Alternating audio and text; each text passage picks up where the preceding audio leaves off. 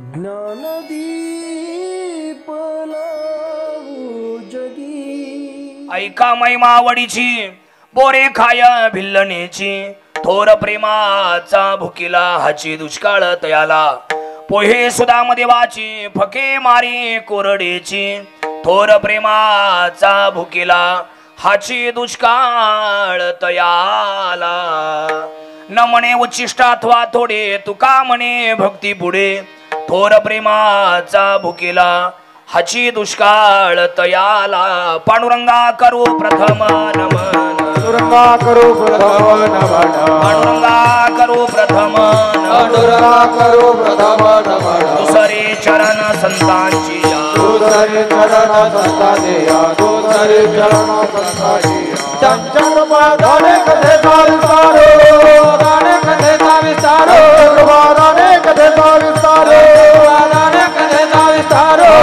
सद्गुरुदास तुका, बाबा सद्गुरुदास तुका, बाबा सद्गुरुदास तुका। दयांची केलिया स्मरण होय सकळ विद्येचे अधिकरण, तेची वंदू श्री चरण श्री गुरूंचे नमस्कारून आता आसित गिरी समंशात कंजलम सिंधु पात्रे सुरतरुवर शाखा लेखणी पत्र मुरवी लिखती आदि गृहीत्वा शारदा सर्व कालं तदपि तव गुणानामिष पारं न याति। नमस्ते शारदे देवी सरस्वती मती प्रदे वसत्वं मम जिह्वाग्रे सर्व विद्या प्रदा भव। ओम रक्तांग रक्तवर्ण पद्मनेत्र स्वाहा शिवदनं कदा टोपी क्षमाला दंडक मंडलोधर कट्यांकर रक्षक त्रैगुण्य रहित त्रैलोक्य बालक विश्वनायक भक्तवत्सल कलियुगे श्री स्वामी समर्थ अवतार धारक पाहि मां। सेवेलागी सेवक झालो, सेवक झालो, सेवेलागी सेवक झालो, सेवेलागी सेवक झालो। तुमच्या लागलो निज चरणा, तुमच्या लागलो निज चरणा, तुमच्या लागलो निज चरणा, तुमच्या लागलो निज चरणा, तुमच्या लागलो निज चरणा, तुमच्या लागलो निज चरणा। हे सेवेलागी सेवक झालो, तुमच्या लागलो निज चरणा। अहो स्वामी तुकया देवा, यावरी न करावा वेरू। सेवेलागी सेवक झालो, तुमच्या लागलो निज चरणा। अहो स्वामी तुकया देवा, यावरी न करावा वेरू। ऐका मैमावडीची बोरे खाया विल्लणीची, थोर प्रेमाचा भुकीला हाची दुष्काळ तयाला। प्रस्तुत कीर्तन रूपी सभेसाठी निवडलेला अभंग महान भगवत भक्त संत सम्राट विश्ववंदे महाराष्ट्र भूषण जगद्गुरु श्री संत तुकाराम महाराज यांचा महत्वाचा उत्कृष्ट देवाची आवड सांगणारा, हे पहा कोणाची पहा, देवाची आवड सांगणारा, देवाच्या आवडीचा महिमा सांगणारा, देवाला काय आवडते याचा मार्गदर्शन करणारा 4 चरणाचा अभंग कीर्तन सभेसाठी निवडला। विठ्ठल विठ्ठल।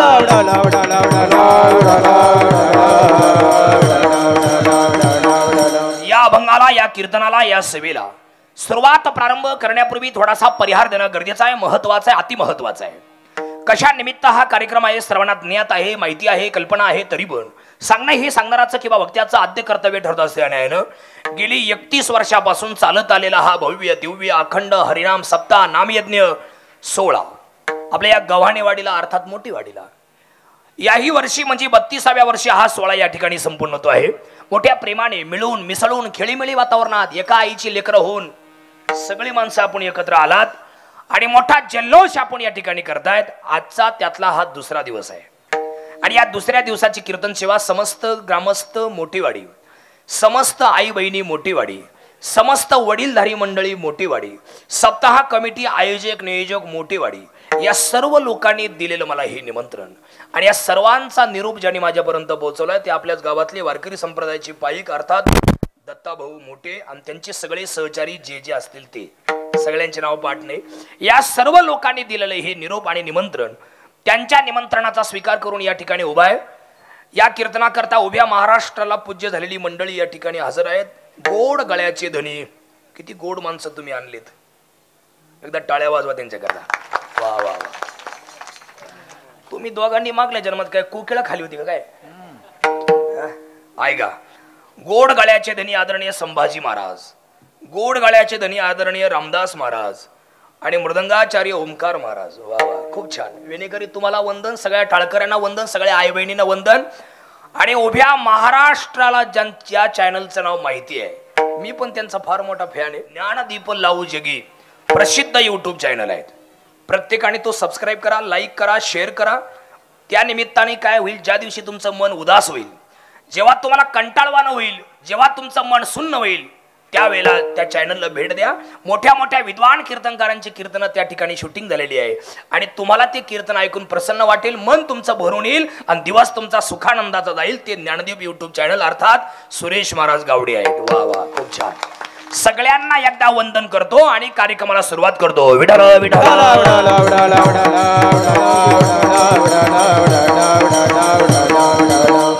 अभंग संत तुकाराम महाराजांचा आहे आणि या अभंग सगळ्यांनी एकदा ताट बसा, ताट बसा, ताट बसा.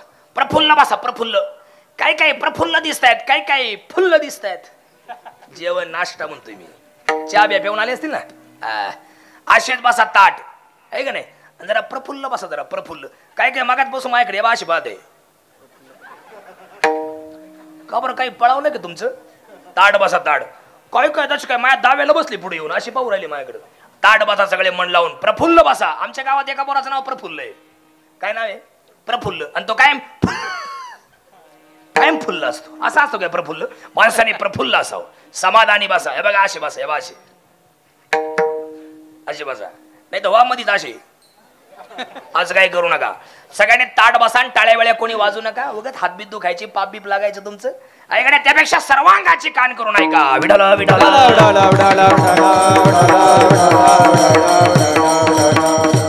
लई गोड अभंग मी कीर्तनासाठी निवडलाय. तुम्हाला कीर्तनाला आल्याचा पश्चाताप होणार नाही एवढा सुंदर अभंग आहे. सगळ्यांनी मन लावून ऐका. थोड्या वेळ कीर्तन करायचं आपल्याला 9 वाजेपर्यंत, 8 तर वाजले सुद्धा. सगळ्यांनी मन लावून ऐका, ताट बसा एकदा. ऐका, जो अभंग निवडलाय तो मोठा गोड आहे. अभंग संत तुकाराम महाराजांचा आहे आणि या अभंगातील 4ही चरणांचा सरळ अर्थ असा आहे. अभंगाच्या पहिल्या चरणात तुकाराम महाराजांनी रामायणातली कथा सांगितली, तिसऱ्या चरणात श्रीमद भागवतातली कथा सांगितली, दुसऱ्या चरणात राधाकृष्णाचं प्रेम सांगितलं, देवाला काय आवडते, आणि शेवटच्या चरणामध्ये दोन्ही कथेचा सिद्धांत देऊन अभंगाचा पूर्ण विराम केला आहे. विठ्ठल विठ्ठल.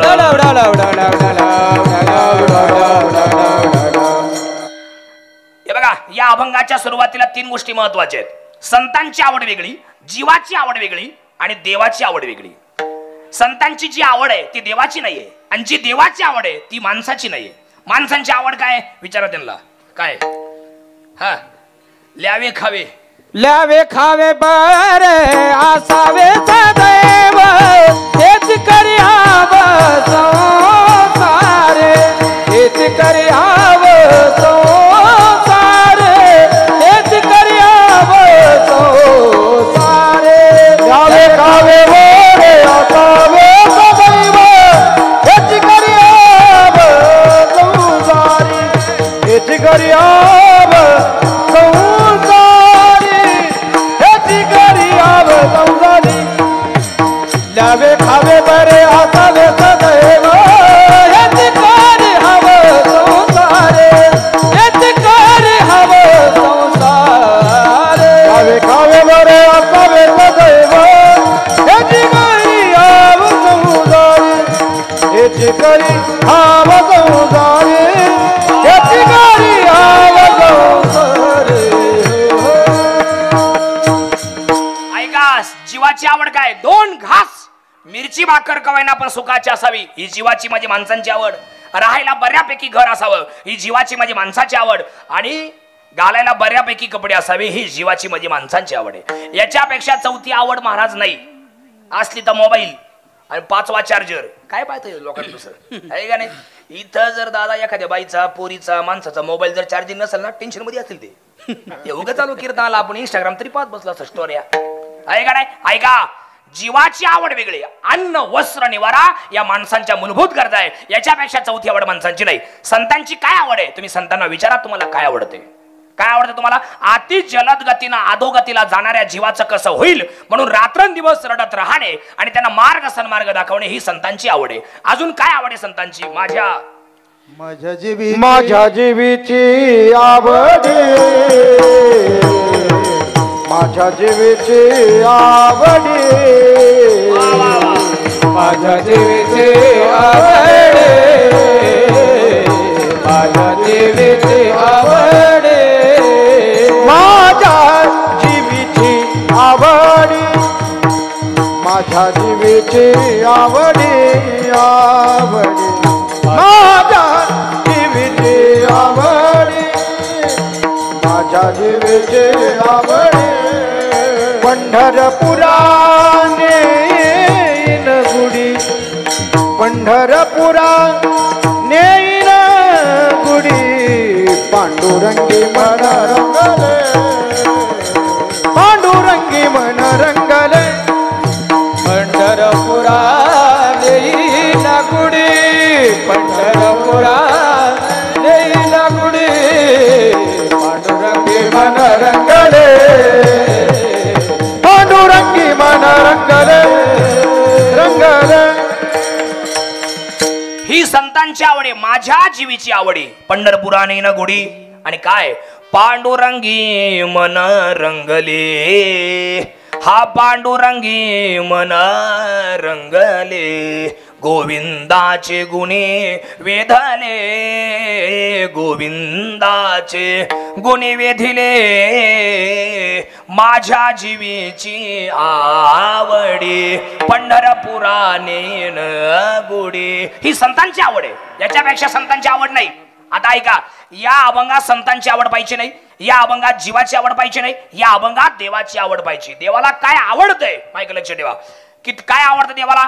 रात्रंदिवस देवाचं नामस्मरण करणारी माणसं देवाला आवड देवासी तोही प्रकार, आवड देवासी तोही प्रकार, आवड देवासी तोही प्रकार, आवड देवासी तोही प्रकार, नामाचा विचार रात्रंदिवस, नामाचा उच्चार रात्रंदिवस, नामाचा उच्चार रात्रंदिवस, नामाचा उच्चार रात्रंदिवस, तुळसी माळ गळा गोपी चंदन टिळा, तुळसी माळ गळा गोपी चंदन टिळा, तुळसी माळ गळा गोपी चंदन टिळा,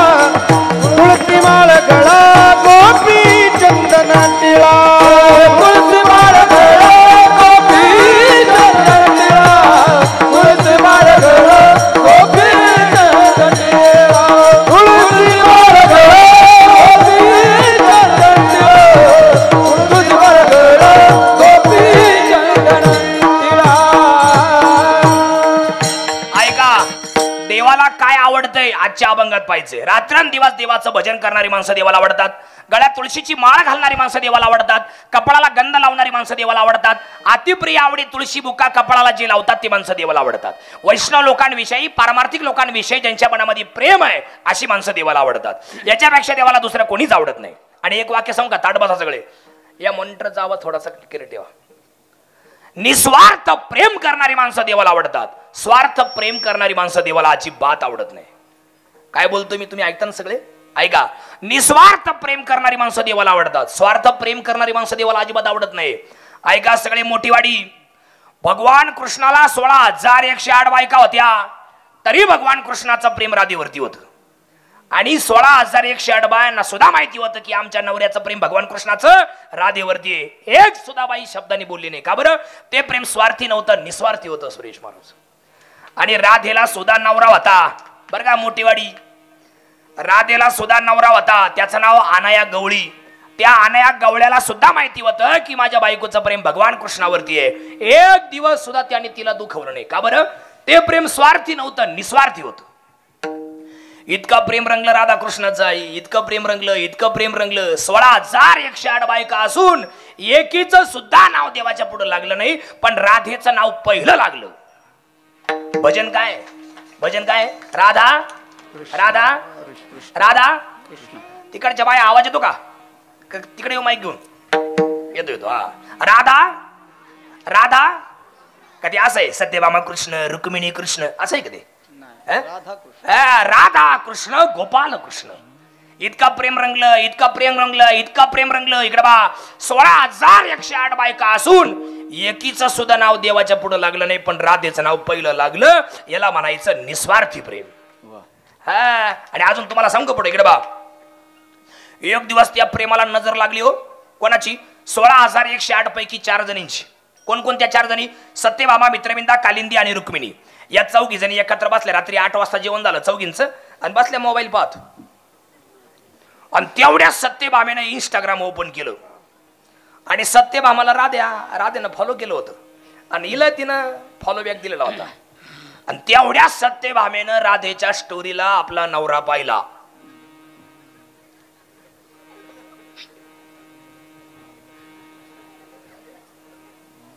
आणि ते फोटो पाहिला ना अशी खवळली आणि रुक्मिणी मातेला म्हणली ताई फोटो पाहिला का? आणि मनाच्या मनात म्हटली नाही मोठ्याने बोलली रुक्मिणी ताई. हो सत्यभामा बोलली रुक्मिणी ताईला का हो रुक्मिणी ताई हल्ली आपला नवरा जगाचा बाप विश्वाचा नायक सृष्टीचा निर्माता भगवान कृष्ण आपल्याकडे लक्ष देत नाही. कधी पण पाहत्या राधेच्यात मागे मागे हिंडत असतो. देखी लागे माये यमुनेचे तिरी. हे काय हात खांद्यावरी असं म्हणायचं तुम्हाला आहे का नाही? हात खांद्यावरी राधिकेच्या कधी पाहत्या राधेच्याच मागे मागे हिंडत असतो. या दोघांना अद्दल घडवली पाहिजे. या दोघांची ताटातूट केली पाहिजे. हे दोघ जण कधीच एकत्र नाही आले पाहिजे. असं काहीतरी करायचं. आणि काय मग महाराज यांच्या डोक्यात आल्यावर काय अवघड आहे. भाऊ यांचा मुख्यमंत्री झोपत नाही बाया झोपत. 3 महिने झाले हप्ताच येईल नव्हता. एक बाई 3दा उठून बसली रात्री झोपात. तिचा मोबाईल वाजला तिला वाटला हप्तात आला. ताडक्यानं उठून बसली. तिचा नवरा म्हणला झोप तुझा बॅलन्स संपला त्याचा मेसेज आलाय तेव्हा झोपली आहे का नाही. आणि एखाद्या बाईचा हप्ता येऊ द्या महाराज आणि त्यांचे फोन ऐकायचे गपचित आपण. असे फोन चाला द्या महाराज तेवढा आवाज जर आपल्याला असा आपण लय कर केला असता. असा आवाज वाढतो तुझा हप्ता आला का? नाही माझा आला. कधी काय माहिती पण रात्री आला आहे का नाही. भाऊ यांचा मुख्यमंत्री काय महाराज यांच्या डोक्यात आलं काय अशक्य. गोड बोलून राधेला घरी बोलवलं. गोड बोलून पायगड बा संशय सुद्धा नाही येऊन दिला. हुशार असतात. कोणचा देव होता काय माहिती मेंदू गाडवायला बायांचा.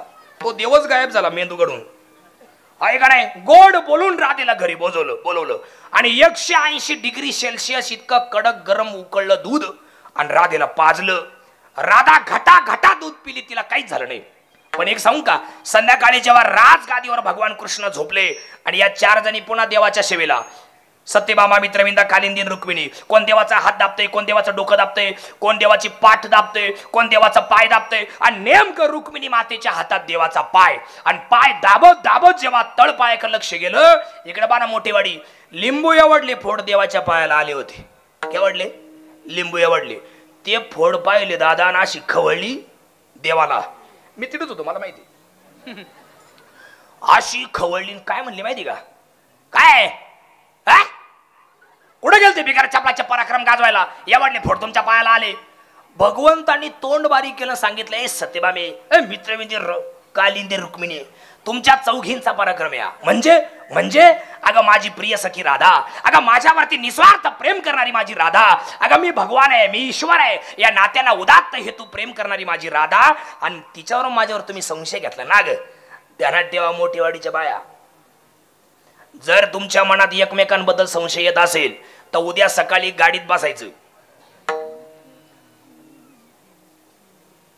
सरळ पुण्याला जायचं सिंहगडावर जायचं आणि तिथं वर गेल्या का आणि तिथून खाली पाहायचं पुढचं ऐकत जा.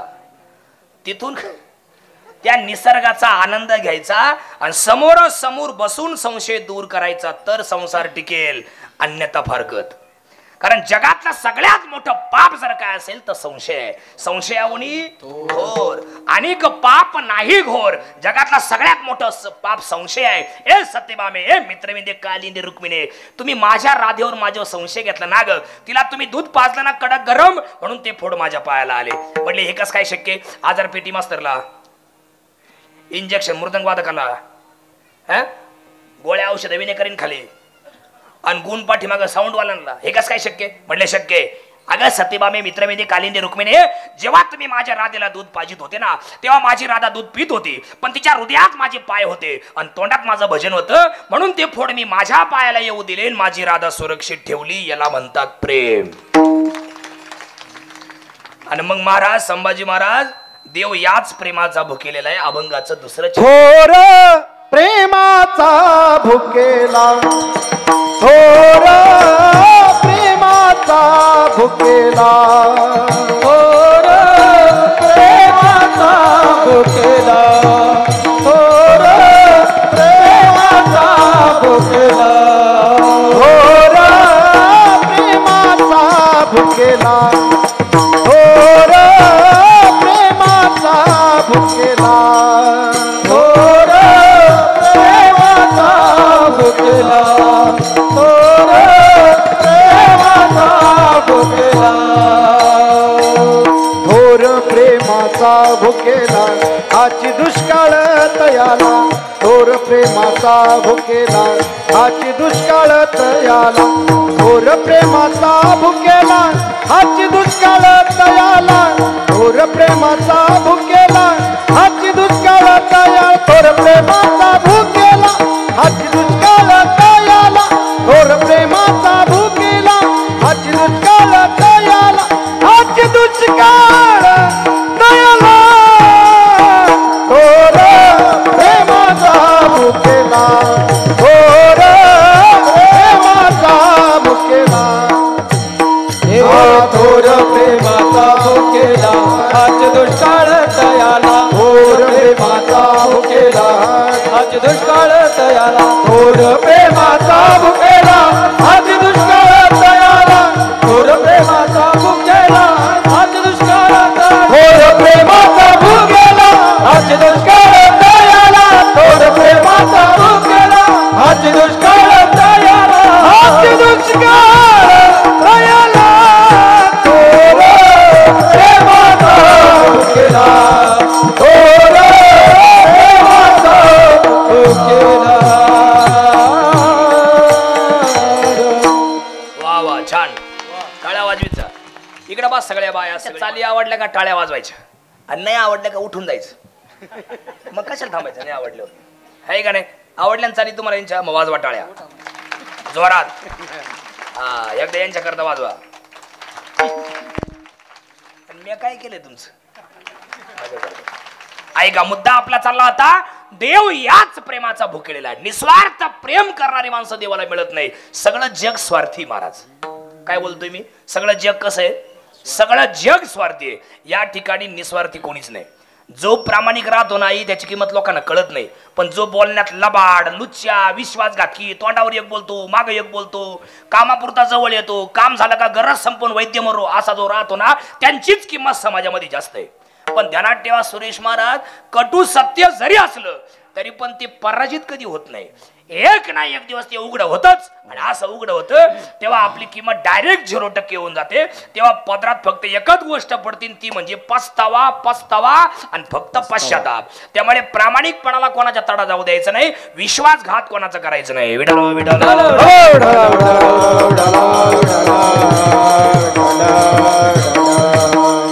ऐका आयुष्यात राहत असतात प्रत्येकाला 2 प्रकारचं जीवन आहे. मायका लक्ष ठेवा.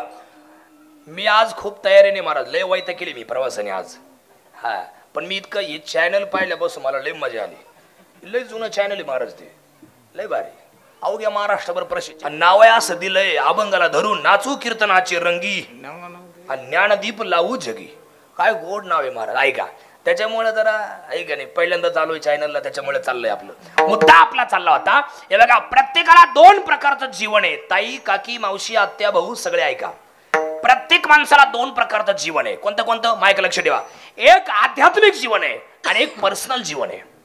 पर्सनल जीवनामध्ये आपल्याला वाटेल तसं राहायचं लोकांकडे लक्ष द्यायचं नाही. सुरेशराव एवढं वाक्य कर आपलं लोकांकडे लक्ष द्यायचं नाही. लोक काय म्हणतील इकडे अजिबात लक्ष द्यायचं नाही. कोण लोक काही काही लोक आम्हाला फोन करत्या महाराज तुमची तारीख घ्यायची होती पण लोक नाही म्हणले. लोक नाही तूच नाही म्हणला कोणते लोक नाही म्हणले अजिबात लोक काय म्हणतील इकडे अजिबात लक्ष द्यायचं नाही. एक वाक्य सांगतो तुम्हाला वाक्य करा.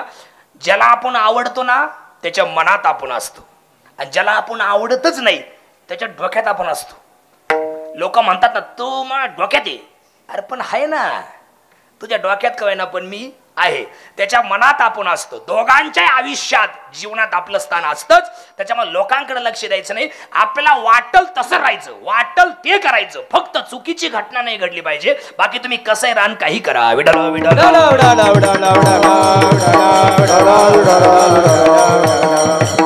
आणि हे बघा अजून एक वाक्य सुरेश दादा, हे बघा ज्याला जीवनात खरंच मोठं व्हायचं ना, सगळ्या पोरी बाया माणसं पोरं सगळे ऐका, ज्याला जीवनात खरंच मोठं व्हायचं ना त्यांनी सतत पॉझिटिव्ह राहत जा. एक सेकंड पण निगेटिव्ह राहायचं नाही. आणि निगेटिव्ह लोकांचे तोंड सुद्धा पाहिजे नाही. काय पाहिजे यांचे तोंड? मला तर इतका राग आहे दत्ता भाऊ या लोकांचा, या निगेटिव्ह लोकांचा. मी यांचे तोंडच पाहत नाही, लय राग आहे मला. सनकच येते मला यांचे तोंड पाहिले. आता इथं बरेच पण कुठं भांडणाचं पाया करते, कोणी नाही बरं का, गंमत केली नाही तर बेटा पुढं ते बघ तुमच्या मागचे बाबा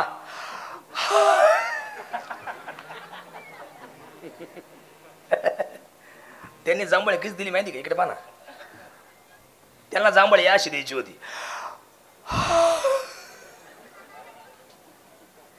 अशी द्यायची होती, पण त्यांनी जांभळे द्यायचा टाइम आणि मी त्यांच्या गबायचा टाइम एकच झाला. त्याच्यामुळे त्यांनी जांभळे या अशी दिली.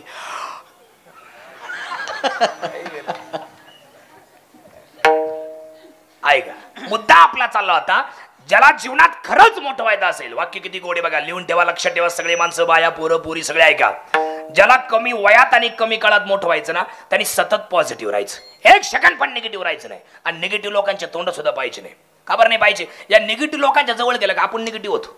तुमचा कोणी एखादा मित्र असेल निगेटिव्ह विचारायचं, त्याच्यापाशी जा त्याला म्हणा एक काम आहे करतो का, त्याची सुरुवातच निगेटिव्ह, मला जमल काय, कान फाडलं काय, जमल का म्हणजे काय, मला जमाल, मी ते करू शकतो आणि मी ते करणारच. ही ताकद म्हणजे पॉझिटिव्ह ऊर्जा. अशक्य गोष्टी शक्य करण्याची ताकद जर कुठं असेल तर फक्त पॉझिटिव्ह विचारामध्ये. आणि एक वाक्य किती गोड आहे बघा, एखादी गोष्ट जेव्हा आपल्याला अंतःकरणापासून पाहिजे असते ना मोठेवाडीकर, तेव्हा ती गोष्ट आपल्याला मिळवून देण्यासाठी हा सारा निसर्ग आणि हा परमेश्वर आपल्याला एक वटून मदत करत असतो. आणि पाहिजे असलेली गोष्ट आपल्या पदरात पडल्याशिवाय निसर्ग आणि परमेश्वर शांत बसत नाही. म्हणून सतत पॉझिटिव्ह राहत जा. विडल विडल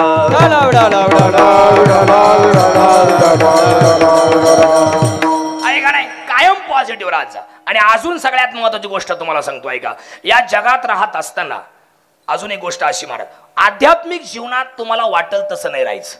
आध्यात्मिक जीवनामध्ये देवाला आवडेल तसं राहायचं. देवाला काय आवडतं? देवाला आवडणारी जी भक्ती आहे ती भक्ती तुम्ही करा. सगळ्या बायांना मी असा प्रश्न विचारतो, इकडे बा सगळ्या मोठीवाडीच्या बाया, आता 8 दिवस तुम्हाला इथं जेवण आहे म्हणून तुम्हाला काही विचारित नाही, पण 8 दिवसानंतरच विचारतो, आपल्या मालकाला आवडणारी भाजी आपण करायची का आपल्याला आवडणारी करायची? मागच्या बाया, तुमचं कोणातच लग्न होईल नाही का? मग अशा कावर पाहते एकमेकींकडे.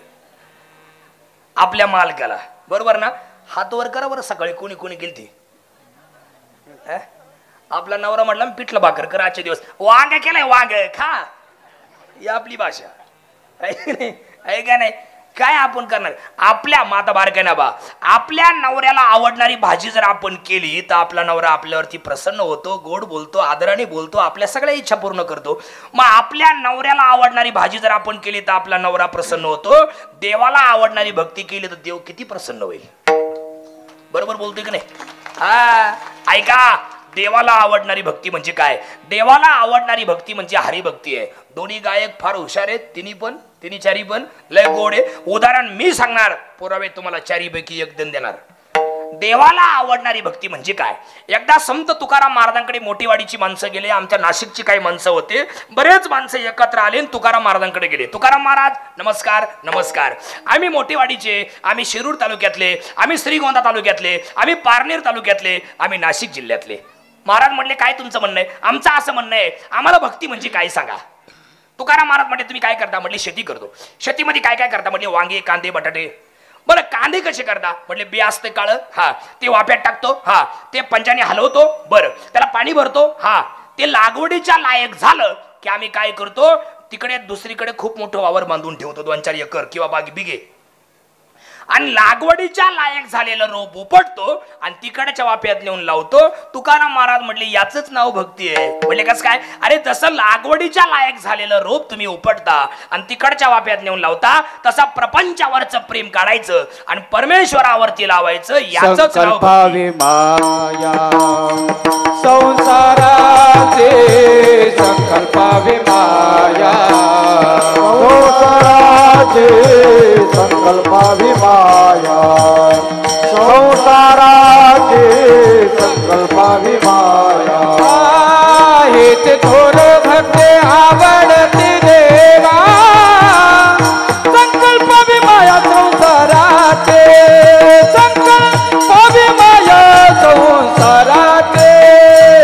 थोर भक्ती आवडते देवा, संकल्पावी माया संसाराचे, संकल्पावी माया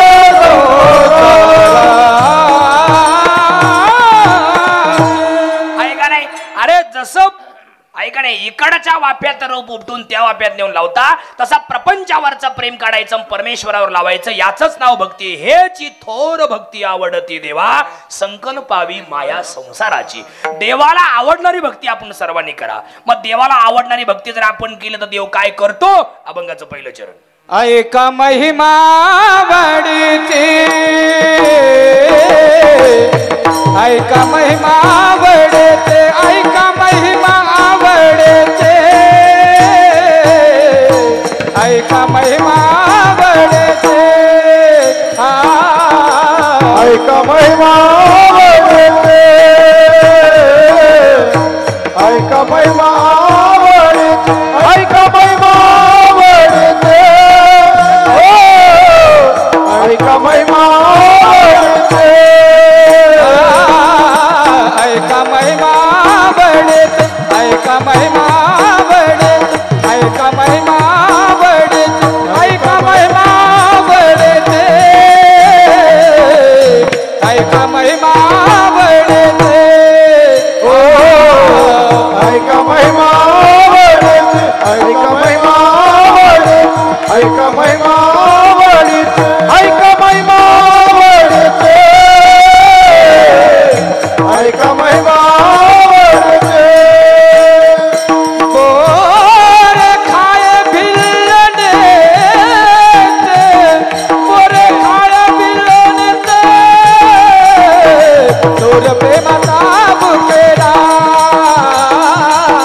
तोर प्रेमाचा बुकेला, तोर प्रेमाचा बुकेला, तोर प्रेमाचा बुकेला. बोर काय बिलटते, बोर काय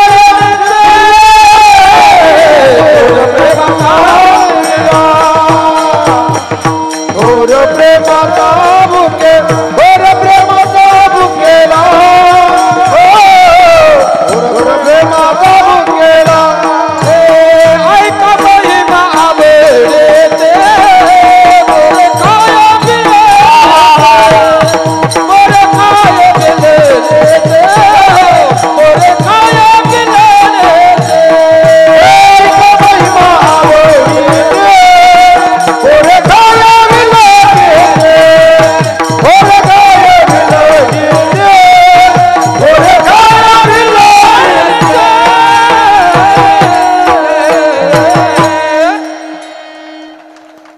आहे का नाही? अभंगाच्या पहिल्या चरणात उत्तर आहे. देवाच्या आवडीचा विचार जर तुम्ही केला तर देव काय करतो? ऐका महिमा आवडीची. अभंगाच्या पहिल्या चरणात किती गोड पुरावा आहे बघा. इकडे पहा ना सगळे. शबरीची उष्टी बोरं भगवान प्रभू रामचंद्रांनी खाली. इथपर्यंत बरोबर आहे. कोणती बोरे खाली हे जरा महत्वाचं आहे. काही तर काही सांगा द्या लोकांना, काही सांगतात. एका जणाचं मी ऐकलं, सुरेश महाराज, चॅनलचं नाव नाही सांगत तुम्हाला, ते चॅनलला सहज मी असं ऐकलं. मी हा अभंग जेव्हा बसवत होतो तेव्हा मी कोणाच तरी ऐकावं म्हणून मी ते ऐकत होतो. ऐकत गेलो तर ते काय सांगितलं, त्यांनी सांगितलं शबरीच्या कुटियात राम आला. तसं याच्या बापाच्या घरी तंबाटी घोडाला होता, आले म्हणावा का आला. राम आला आणि शबरी उड्या हाणायला लागली. आणि शबरीला आनंद आला. राम खाली बसला आणि टोपल्यात बोरं पडले होते. शबरीनं अशी एक एक खाले, अर्धी करांडले, देवाला दिले, देवाने लगेच खाले. काय भिकारी का तो? त्याला मिळत नाही काय असे उष्टी बोरं कोणाची खायला? एक ध्यानात ठेवा, शबरीचे बोरच, शबरीचेच उष्टी बोरं खाले होते. पण कोणती उष्टी खाली होती? त्याला काही मर्यादा आहे, त्याला काही नियम आहे. ऐका नाही, ग्रंथ काय सांगतात ऐका. शबरीचे उष्टेच बोरं भगवान प्रभू रामचंद्रांनी खाली होती. पण कोणती खाली होती आई? ऐका कोणती खाली होती. ज्या दिवशी तिचे गुरुजी मातंग ऋषी शेवटच्या दिवशी तिच्या कुटियात आले. शेवटचा दिवस म्हणजे ते वैकुंठाला जाणार होते, समाधी घेणार होते, जग सोडणार होते. त्या दिवशी तिच्या कुटियात आले, सांगितलं शबरी बाळा, आता काही मिनिटात, काही वेळात, काही तासात मी हे जग सोडतोय बाळा. पण ऐक, माझ्या शब्दावर विश्वास ठेव, तुझ्या मनात भाव ठेव, तुझ्या अंतःकरणात श्रद्धा ठेव. आजपर्यंत तू जशी माझी सेवा केली ना बाळा शबरे, अशी सेवा मी गेल्यानंतर सुद्धा कर. माझ्या शब्दावर विश्वास ठेव, तुझ्या मनात भाव ठेव. एक नाही एक दिवस जगाचा बाप, विश्वाचा नायक, सृष्टीचा निर्माता भगवान परमेश्वर तुझ्या कुटियात वाट वाकडी करून तुला जागेवर दर्शन द्यायला येईल. ऐका नाही, एवढं बोलेन मातंग ऋषी वारले. त्याच्या दुसऱ्या दिवशी मातंग ऋषी गेल्यानंतर सगळा शिष्य परिवार आश्रम सोडून निघून गेला.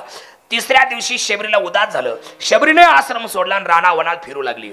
आणि रानावन ते रस्त्याने चालणारी लोक राहते बा, काही काही डोक्यावर परिणाम होईल, एकटी एकटी बोलत चालते. तशी शबरी एकटी एकटी बोलायची, डोक्यावर परिणाम झाल्यावर. आणि झाडांना मिठ्या मारायची, अशा कडकडून मिठ्या मारायची, झाडांशी बोलायची. ए झाडांनो, ए फळांनो, ए फुलांनो, ए विलींनो, बडा कोई कहियो रे प्रभु आवन की मन बावन की, आवन की मन बावन की, कोई कहियो रे प्रभु आवन की.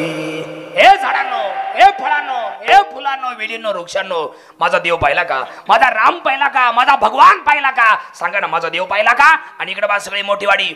त्या काळात जंगलात फिरताना जर तिला भूक लागली तर एवढले दगड घ्यायची. भूक लागल्यावर एवढले दगड आणि नेम धरून त्या बोरीच्या झाडाला दगड मारायची. आणि 10-12 बोरं खाली पडले का ते बोरं उचलायची खायची. आंबट लागलं का फेकून द्यायची, तुरट लागलं का फेकून द्यायची. आणि गोड बोर लागलं का ते बोर खायची आणि त्या बोरीची बी कमरेला खोसून ठेवायची. अशा अनेक गोड बोरींच्या ब्या शबरीकडे जमा झाल्या होत्या. आणि मग त्याचं काय करायचे? पुढे 4 महिन्याचा पावसाळा, आपला उन्हाळा संपत आला, 4 महिन्याचा उन्हाळा संपत आला, पावसाळा जवळ आला का ती आपल्या झोपडीच्या आजूबाजूला खड्डे खोदायची, त्या गोड बोरीच्या बिया त्या खड्ड्यात टाकायची. आणि मग 4 महिने तापलेली जमीन, आसुसलेल्या बिया आणि वरून पावसाचा मारा, भरभर भरभर भरभर भरभर त्या बिया वाढायच्या. अशी अनेक गोड बोरींची झाडं त्या शबरीच्या झोपडीच्या आजूभोवतीला झाले होते. आणि ज्या दिवशी भगवान प्रभू रामचंद्र कुटियात आले त्या दिवशी त्या बोरीचे बोरं पाडून दिलते, असे खाऊन नव्हते दिले.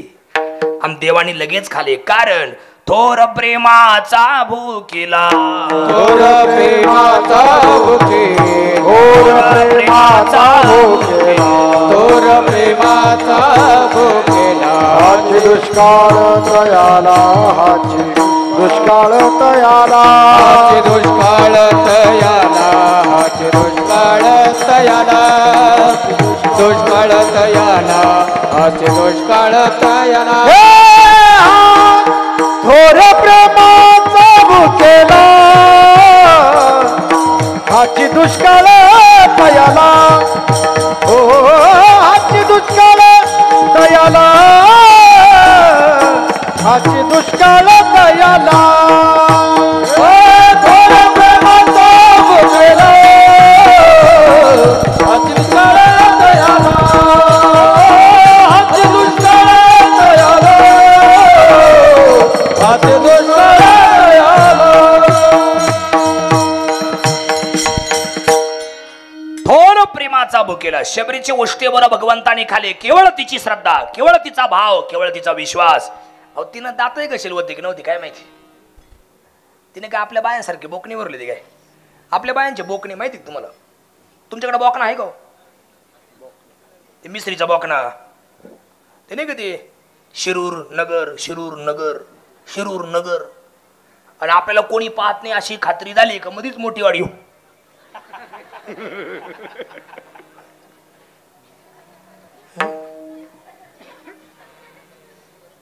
आणि तेवढ्यात आपण जावं, आजी काय चाललंय? हा बोकना तुमच्या भागात नाही काय? मग कसं काय नाही म्हणली मग? हा बाया म्हणते हानतुई म्हणते नाही, आहे का नाही? असे बोकणे भरले ते काय तिनं? ऐका, तिनं दात घसले होते की नव्हते काय माहिती, पण तिची उष्टे बोरं भगवंताने खाले. केवळ तिची श्रद्धा, केवळ तिचा भाव आणि केवळ तिची श्रद्धा, आहे का नाही? म्हणून आपली श्रद्धा ठेवा, आपला विश्वास ठेवा, आपला भाव देवावरती ठेवा, देव नक्की भेटेल. आणि जाताना 3 गोष्टी माझ्या घरी घेऊन जा. ताट बसा सगळीकडे बा. तुमच्या मनातल्या गोष्टी बोलतोय, थोडा अभंग बाजूला ठेवतो. 3 गोष्टी आयुष्यभर डोक्यात ठेवा. कोणत्या कोणत्या? जर तुम्हाला सुखी राहायचं असेल, जर तुम्हाला समाधान राहायचं असेल, कधीच तुम्हाला रडायचं नसेल, डोळ्यात पाणी येऊन अशी इच्छा असेल, तर कधीच श्रीमंतीचा गर्व होऊन द्यायचा नाही, कधीच सौंदर्याचा गर्व होऊन द्यायचा नाही, आणि विद्वत्तेचा कधी गर्व नाही होऊन द्यायचा. श्रीमंतीचा गर्व का नाही होऊन द्यायचा? मोठीवाडी आपल्यापेक्षा 1000 पटीनं श्रीमंत लोक या जगात राहतात, आणि आपल्यापेक्षा त्यांच्याकडे लई श्रीमंती आहे. हे बघा, पैशाने पेन विकत घेता येतो, चांगला अक्षर नाही काढता येत. पैशाने घर बांधता येतं, सुखाची झोप नाही मिळत. पैशाने मंदिर बांधता येतं, देव सुद्धा विकत आणता येतो पैशाने, पण त्या देवामध्ये देवत्व आणता येत नाही. पैशाने तुम्ही वडापाव खाल, पैसा खाऊ शकत नाही. का खाता पेटी मास्तर? लय भूक लागली, 100 रुपये खाले, असं कधी होतं का? पैशाने श्रीमंत असणारी माणसं तुम्हाला लय भेटतील, पण माणुसकीनं श्रीमंत असणारी माणसं भेटण्यासाठी तुम्हाला तुमचे पावलं झिजवावेच लागतील. कधी श्रीमंतीचा गर्व होऊन द्यायचं नाही.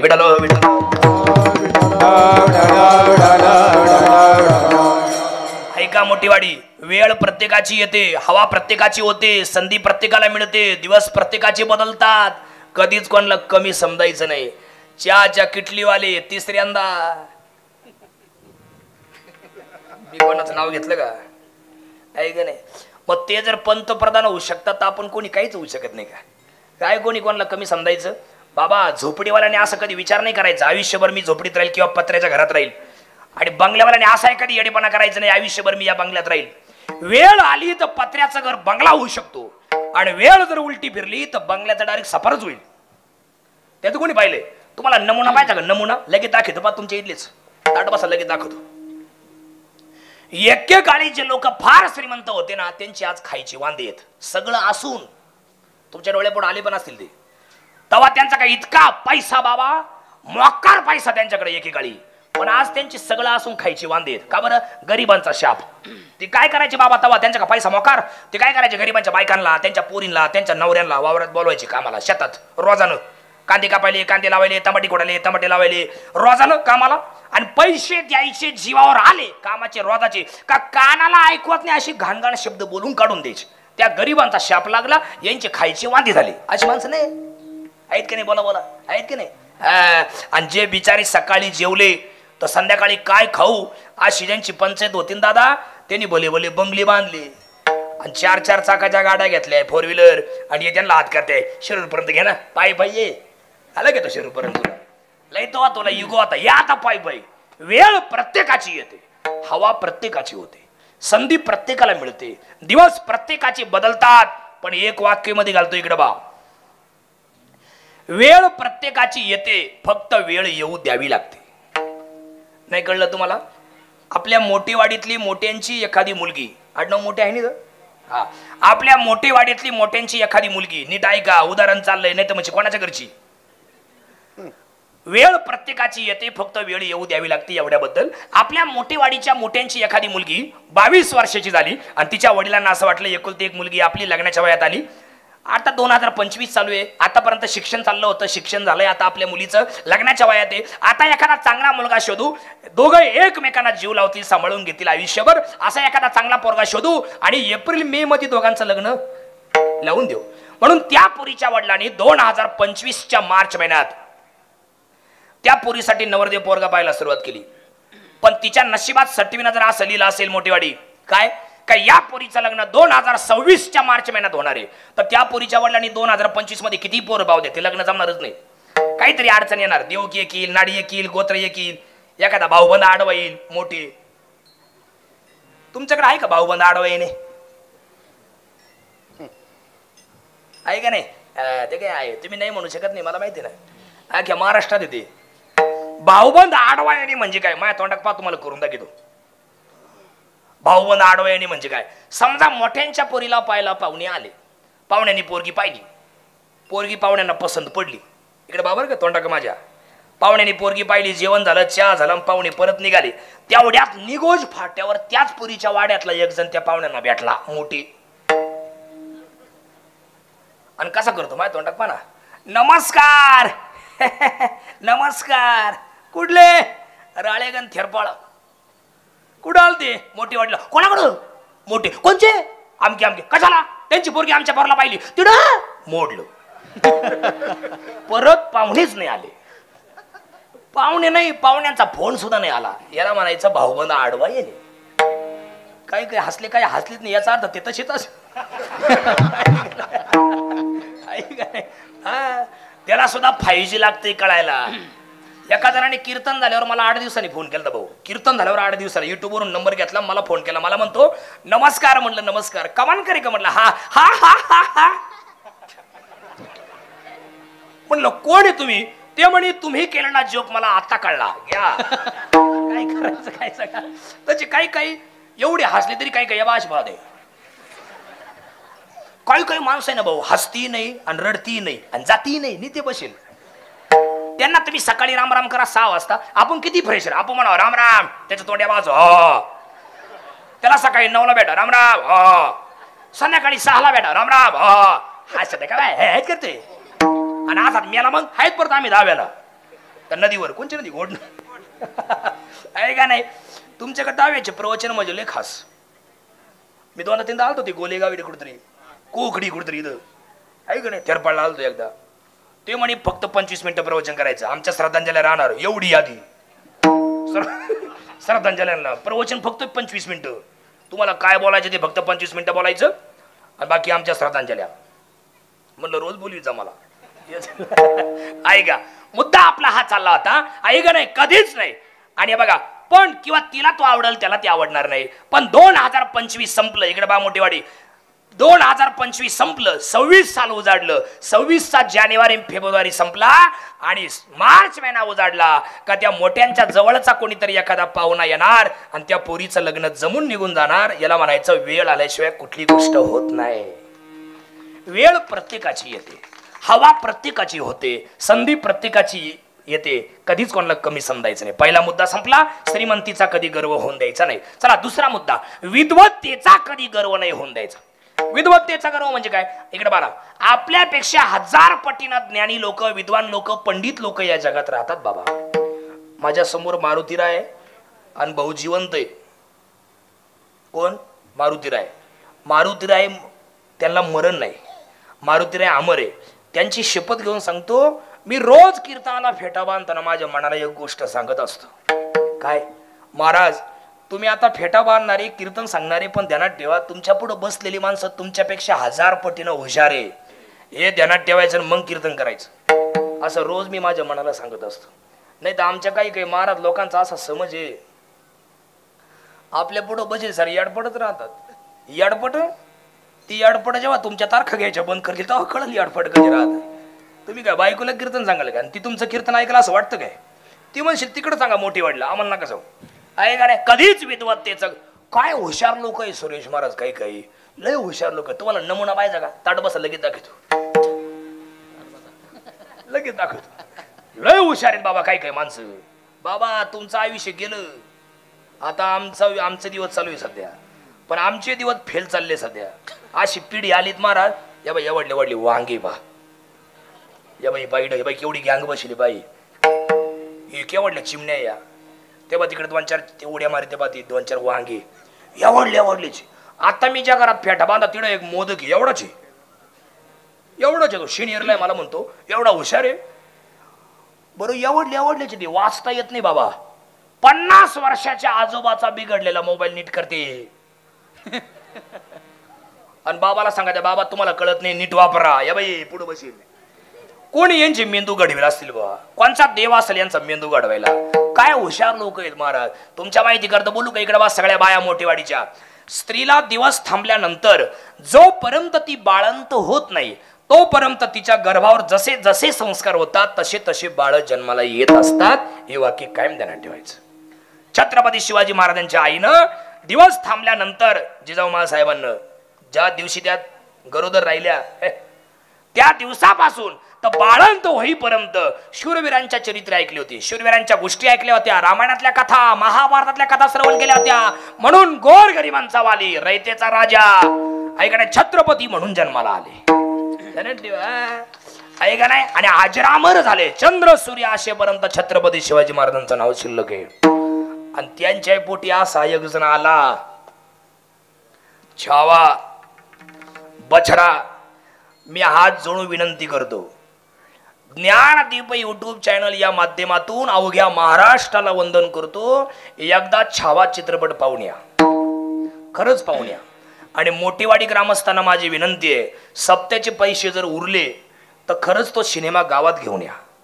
आणि 7 ते 10 एक दिवस सिनेमाची वेळ ठेवा आणि अख्ख्या गावाला सिनेमा दाखवा. त्याच्या अगोदरचं तुमचं जीवन आणि त्यानंतरचं तुमचं जीवन जमीन आसमान इतका फरक असेल. कसं मारलंय संभाजी महाराजांना, साखळ दंड पायाला बांधले. ऐका इकडे बांधा, साखळ दंड पायाला बांधले, हात बांधले, 180 डिग्री सेल्सिअस इतकं कडम गरम पाणी उकळलं, छत्रपती संभाजी महाराजांच्या अंगावरती ओतलं. 3ऱ्या शिटीतला बटाटा कसा उकडून निघतो ताई, तसे संभाजी महाराज उकडून निघाले होते. साल्ट काढायला सुरुवात केली. बोल धर्म बदलतो की नाही, मेलो तरी चालेल पण धर्मांतर करणार नाही. पुन्हा कोयत्याने वार केले, कुऱ्हाडीनं वार केले, सुरीनं वार केले, मिठाचं पाणी ओतलं, मीठ चोळलं. नंतर एक एक नख काढायला सुरुवात केली. नंतर सळया तापवल्या, लाल बुंद सळया केल्या, महाराजांच्या डोळ्यामध्ये खुपसल्या, डोळे काढले महाराजांचे. ते दृश्य पाहून महाराजांचा सखा कोण कवी कलश मरण पावला. ते चित्र पाहून ऐकणे काय भयंकर नाद केलाय महाराज. अजून तुम्हाला सांगतो, जीभ तोडली जीभ. त्या दिवशी छत्रपती संभाजी महाराजांची वाणी थांबली. तुकडे तुकडे केले कोराडीनं, गावाच्या पंचक्रोशीत फेकले. त्या तुळापूरच्या पंचक्रोशीत त्या बाया, तिथल्या बाया, जुन्या बायांना माहिती असेल, जुन्या बाया गौऱ्या व्याचायला जायच्या पा शेणाची पो वावराने आहे का नाही, गाई चरायच्या. ते शेणा त्या गौऱ्या व्याचायला जायच्या दादा. तर त्या बाया त्या गौऱ्या व्याचायला गेल्या, तर कोणाच्या हाताला बोट लागली, कोणाच्या हाताला पंजा लागला, असे खांड खांड तुकडे तुकडे लागले. त्या बायांनी त्या शेणाच्या गौऱ्याऐवजी ते तुकडे गोळा केले, पाटीत भरले आणि इकडे आणले घरी आपल्या गावात. आणि ते सगळ्या गावांनी मिळून ते तुकडे तुकडे आजही त्या गावाला आडनाव शिवले, वडू बुद्रुक आहे का नाही. हा एकदा छत्रपती संभाजी महाराजांचा चित्रपट एकदा पहा, खरंच पहा. एखादी पोरगी जर पळून जायच्या विचारात असेल ना, ती पोरीचा प्लॅनच रद्द झाला पाहिजे, असा भयान सिनेमा केलाय. एखादी आईबापाला विरोधी जात असेल, एखादी वायली राहत असेल बाजूला, आईबापांचा छळ करीत असेल, त्यांनी सुद्धा तो चित्रपट पाहावा. नाही एकत्र झाली तर काय, सिनेमाच असा केलाय आणि असा घडवलाय तो कवी आपलं विकी कौशल नावाचा ऍक्टर. काय हुबेहूब कला भूमिका साकारली महाराज. 1936 साली एक चित्रपट आला होता, कोणता, संत तुकाराम. आपल्या घराघरात जे काही फोटो आहे ना तुकाराम महाराजांचे, ते फोटो तुकाराम महाराजांचे नाही मोठेवाडी. मग ते फोटो ज्या ऍक्टरने तुकाराम महाराजांची भूमिका केली होती, वसंत पागनीस त्यांचं नाव आहे, त्यांचे फोटो आहेत ते ध्यानात ठेवा. तसे विष्णुपंत पागनीस, शाहू मोडकांनी तो चित्रपट काढला होता, त्याचं नाव संत तुकाराम. 1936 साली त्या वसंत पागनीसांचे फोटो आहेत. तसेच काही दिवसांनी, थोड्याच दिवसात घराघरात छत्रपती संभाजी महाराज म्हणून कोणाचे फोटो लागतील, विकी कौशलांचे फोटो लागतील. हा असा घडवलाय तो चित्रपट. तो कलाकार सुद्धा is a not a joke, खतरनाक. एकदा नक्की बघा छत्रपती संभाजी. आणि तुमच्या माहिती करतो बोलतो, वाक्य किती गोड आहे सुरेशराव. ऐका, लई जवळ कोणाच्या जाऊ नका, लई लांब कोणाच्या राहू नका. लई जवळ जाल तर लई रडाल आणि लई लांब राहाल तर कायमची वाळीत पडाल. छत्रपती संभाजी महाराजांचा घात 3च लोकांनी केला होता, ते बी जवळचेच. सावत्र आई आणि बायकोची सख्खे भाऊ गणोजी आणि कान्होजी, हे 3च लोक फितूर झाले. म्हणून संभाजी महाराज सापडले. आणि जर कधी हे फितूर झाले नसते तर संभाजी महाराज कधी सापडले नसते. या 3च लोकांनी महाराजांचा घात केला. म्हणून लई जवळ कोणाचं जायचं नाही. वाटोळ करणारे, आपल्याला त्रास देणारे, आपल्याला छळणारे परके लोक नसतात, आपलेच लोक असतात. त्याच्यामुळे दुरून डोंगर साजरे असं जीवन जगा. विठ्ठल विठ्ठल.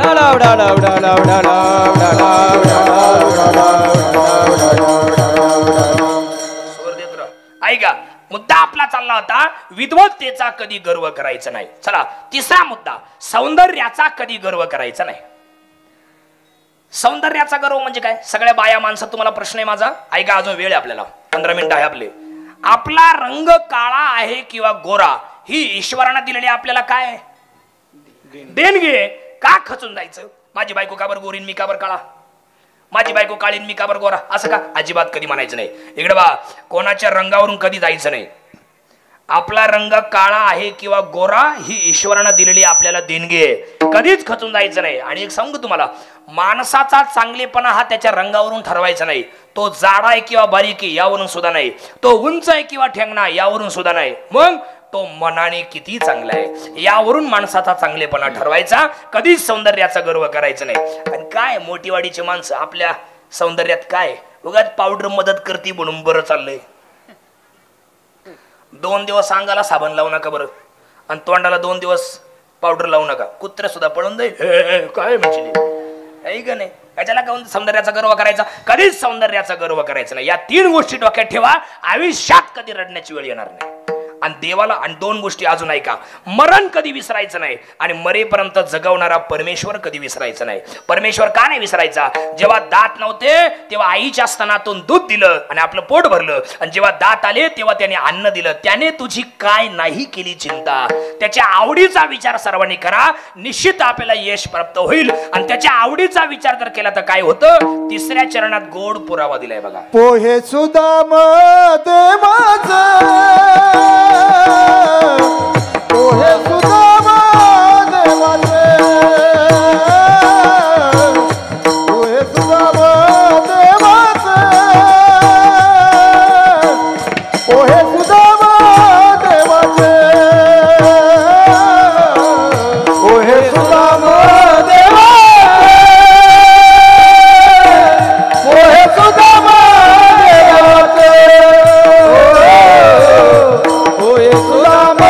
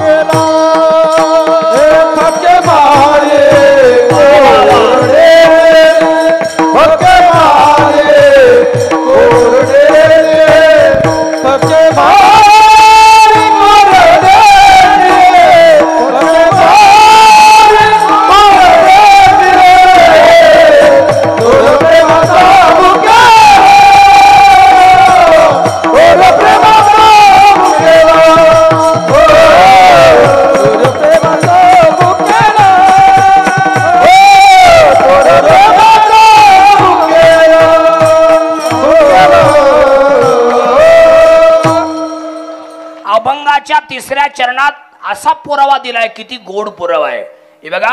हा पुरावा सांगतो आणि कीर्तन थांबवतो. फक्त ताट बसून ऐका आणि प्रामाणिकपणाने ऐका. एक सांगू का तुम्हाला? इकडे बा, तुम्हाला कीर्तनाला आल्याचा पश्चाताप नक्कीच होणार नाही. आज एवढं गोड पुरावा आहे. फक्त बारकाईने ऐका. मी कधी हे उदाहरण सांगत नाही लोकांना, कारण लोक अर्धवट ऐका, त्या लक्ष ठेवती नाही आणि नंतर कीर्तन करायचे निंदा टवाळ्या करीत बसतात. पण तुम्ही आता लईच मन लावून बसले म्हणून सांगतो, ऐका. इकडे बा, ताट बसा, मन लावून ऐका. आमच्या ज्ञानदीप लाऊजिगे या युट्यूब चॅनलच्या माध्यमातून हा पुरावा सगळ्यांपर्यंत पोहोचावा अशी मनस्वी इच्छा. ऐका. भगवान कृष्णच भिकारी होणार होते. इथून सुरुवात. नीट ऐका बारकाईनं. भगवान कृष्णच भिकारी राहणार होते आणि सुदामदेवच द्वारकेचे राजे होणार होते. पण उलट का घडलं? भगवान कृष्ण द्वारकेचे राजे का झाले आणि सुदामदेव भिकारी का राहिले? ऐका किती गोड पुरावा आहे. भगवान कृष्ण परमात्म्याने गीता सांगितली कुरुक्षेत्रावरती. धर्मक्षेत्रे कुरुक्षेत्रे समवेता युत्सवा मामका पांडवाचैव किम कुर्वत संजय. ही गीता कोण सांगणार होतं? सुदामदेवच सांगणार होते. पण असं उलट का घडलं याचं उत्तर या उदाहरणात हे सांगतो आणि कीर्तन थांबवतो. ऐका ताट बसा मन लावून ऐका. सुदामदेव आणि भगवान कृष्ण जीवाचे सखे. जसं आता आपण वाचतो की नाही काय, कवी कलश आणि छत्रपती संभाजी महाराज जीवाचे सखे एकमेकांसाठी राहिले, एकमेकांसाठी जगले. शेवटपर्यंत कधी थडा दिला नाही, थड दिला नाही कवी कलशने. बरं का, आहे की नाही? कवी कलशने कधी थड दिला नाही. पण सांगू तुम्हाला, तसंच भगवान कृष्ण आणि सुदामा हे जीवाचे सखे होते. किती सखे होते? एकमेकांशिवाय जीवत नव्हते. कृष्ण जर बाहेर गेले तर कृष्ण येईपर्यंत सुदामदेव काहीच खात नव्हते, एवढे चांगले होते. वयाने सुदामदेव मोठे होते, भगवान कृष्ण छोटे होते, पण एकमेकांचा आदर करीत होते. पण एक द्वारकेचा राजा झाला आणि एक आयुष्यभर भिकारी राहिला. याचं उत्तर किती गोड आहे, फक्त मन लावून ऐका, अर्धवट ऐकू नका, मनापासून विनंती आहे. ऐका ताट बसा. एक दिवसची घटना, सुदामदेवाच्या वाट्याला 18 विश्वे दारिद्र्य आलं होतं. किती? 18 विश्वे. शब्द नीट ऐका, विश्व नाही, विश्व म्हणजे जग आणि विश्वे म्हणजे जन्मभर. बरं का, विश्वे म्हणजे जन्मभर आणि विश्व म्हणजे जग. मी 18 विश्वे बोललोय. भगवान ऐका ना, आपल्या सुदामदेवाच्या वाटेला काय होतं? 18 विश्वे दारिद्र्य होतं. राहायला घर नाही, खायला अन्न नाही, पोट खपाटीला गेलेलं. एक दिवस सुदामदेवाची बायको सहज बोलली, आता मी जसं बोलणार आहे तसं तसं तुम्ही चित्र डोळ्यापुढे आणा. ताट बसा मन लावून ऐका. सुदामदेवाची बायको, आता दोन्ही पात्र मीच सादर करणार आहे, फक्त तुम्ही भूमिकेत राहा. सुदामदेव मीच होणार आणि सुशीला पण मीच होणार. जी मोठ्याने बोलणार ती सुशीला, बारीक आवाजात बोलणार ती सुदामदेव. ऐका. एक दिवस सुदामदेवाची बायको सुशीला सहज बोलली, काव धनी, काव स्वामी, काव पतिदेव, ओ नाथ, ओ माझ्या मालका, अहो काही हातपाय हलवा, अहो या पोरांच्या तब्येती पहा वाढून चालले पोरं, अहो किती 18 विश्व दारिद्र्य आपल्या वाट्याला आलंय, काय करावं, अहो मला लई पोटात तुटतं माझ्या पोरांकडे बघून, अहो आपण पाणी पिऊन घटाघटा पाणी पिऊन आपण रात्र काढू शकतो, दिवस काढू शकतो, पण या पोरांचं काय, लय मला वाईट वाटतंय. सुदामदेव म्हणले, अगं बाये, मी मुद्दाम करतोय का? मला वाटतंय का पोरं उपाशी राहिली पाहिजे? मी मुद्दाम त्यांना उपाशी झोपवतोय का? काहीतरी हातपाय हलवा ना तुम्ही, मग असं का करतायत? काय करू सुशीला, आपल्या वाट्याला आलंय, भोगण्याचे फळ संचिताचे, असं काय केलं पाहिजे म्हणजे आपल्याला सगळं मिळेल? माझं एक म्हणणं ऐकाल? हा, तुमचा बालपणीचा मित्र म्हणे कृष्ण द्वारकेचे राजे झाले. हा झालाय, मग तुम्ही त्यांच्याकडे का बरं जात नाही? काही मागत का बरं नाही? तुम्ही त्यांच्याकडे जा, काहीतरी मागा. माझा विश्वास आहे, माझं मन मला सांगतंय ते तुम्हाला रिकाम्या हाताने पाठवणार नाही. तुम्ही जा त्यांच्याकडे, काहीतरी मागा आणि आपल्या पोरांसाठी काहीतरी आणा. तेव्हा सुदामदेव म्हणले, अगं बाळा सुशीले, आपत्ती कालेन मित्र न गच्छत. म्हणजे काय? संकटाच्या काळात कोणाकडे हात पसरू नये बाळा. लोक देत नाही पण चेष्टा करतात, टिंगल करतात, टवळ्या करतात, हेळसांड करतात, अवहेलना करतात, असं कोणाकडे हात पसरू नये. अहो मी तुम्हाला कोणाकडे नाही ना पाठवत, जगाच्या बापाकडे पाठवते, विश्वाच्या नायकाकडे पाठवते, सृष्टीचा निर्माता. बरं ते जाऊ द्या, तुमचा बालपणीचा मित्र, तुम्ही एकामेकाच्या ताटात जेवले, एकामेकांचे कपडे तुम्ही वापरले, एकमेकांशिवाय तुम्ही राहत नव्हते, त्या भगवान कृष्णाकडे तुम्हाला पाठवते मी. जा, ते तुम्हाला रिकाम्या हाताने पाठवणार नाही. जातो सुशीला, जातो, पण 3 ठिकाणी रिकाम्या हाताने जाऊ नये बाई.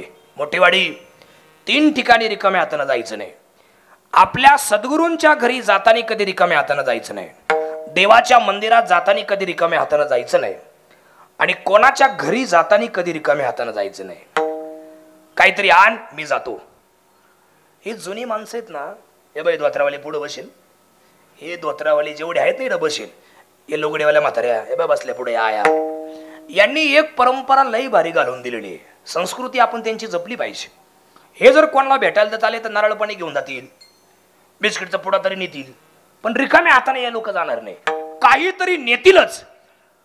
तसं काहीतरी आण सुशीला. अहो काही असतं तर मी तुम्हाला कशाला पाठवलं असतं? इकून तिकून भीक मागून मुठभर पोहे आणले, चित्र डोळ्यापुढे आणा, धोत्राच्या गाठीत बांधले आणि निघाले सुदामदेव. मजल दर मजल, मजल दर मजल, मजल दर मजल करत सुदामदेव द्वारकेपर्यंत येऊन पोहोचले. बरोबर 9ला 10 मिनिटं कमी असताना 9:30चा टायमिंग दिली मला.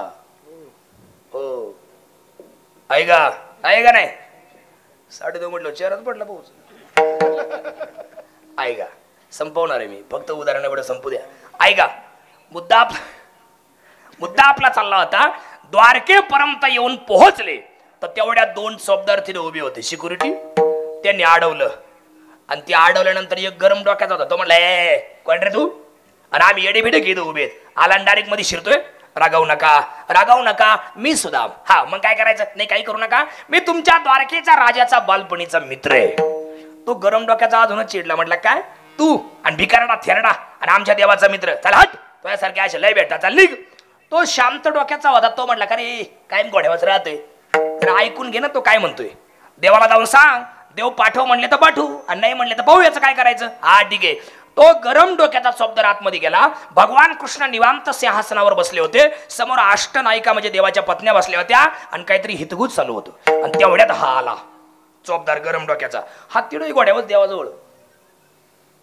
देवा बाहेर एक भिकारी आलाय. बरं मग तो तुम्हाला भेटायचं म्हणतोय. देव म्हटले का रे माझ्या भक्तांना मला भेटण्यासाठी माझे दरवाजे कधीपासून बंद झाले, पाठव त्याला. अहो काय पाठव देवा, भिकारी आहे, थेरडा आहे आणि कायच्या काय खोटं बोलतोय. तुमच्या देवाचा बालपणीचा मित्र सांगतोय तो. देव म्हटले माझा बालपणीचा मित्र, काय नाव काय त्याचं? आणि मग त्या चौबदारांनी सुरुवात केली. वडा त्या चौबदारांनी सुरुवात केली. असा उंच आहे, कमरेत वाकलेला आहे, पाय लटलट कापतायत, हात थरथर कापतायत, मान डुगडुग हलतीये, तोंडात दात नाही, चेहरा सुकलेला आहे, आसरू सुकलेले, ऐका डोळे खोल गेलेले, पोट खपाटीला गेलेले, अजून काय गुडघ्याच्या वर धोतर नेसलेला आहे, डोक्याला एक सुद्धा केस नाही पण भली मोठी शेंडी आहे, यावरून ब्राह्मण दिसतोय. हातात भली मोठी काठी आहे, एका हातात जर्मलचं ताट आहे आणि गळ्यात फुटका लोटा दोरीनं बांधलेला आहे आणि सुदामा नाव सांगते. सुदामा तारकन भगवंतानी उडी मारली. ही दौड़ा चले आए मोहन, लगाया गले से सुदामा को मोहन, लगाया गले से सुदामा को, हुआ रुक्मिणी को ये कैसा अचंबा, ये मेहमान कैसा गरीब आ गया है, अरे द्वार पालो कन्हैया से कह दो किधर पे सुदामा गरीब आ गया है, अरे द्वार पालो कन्हैया से कह दो किधर पे सुदामा गरीब आ गया है। भटकते भटकते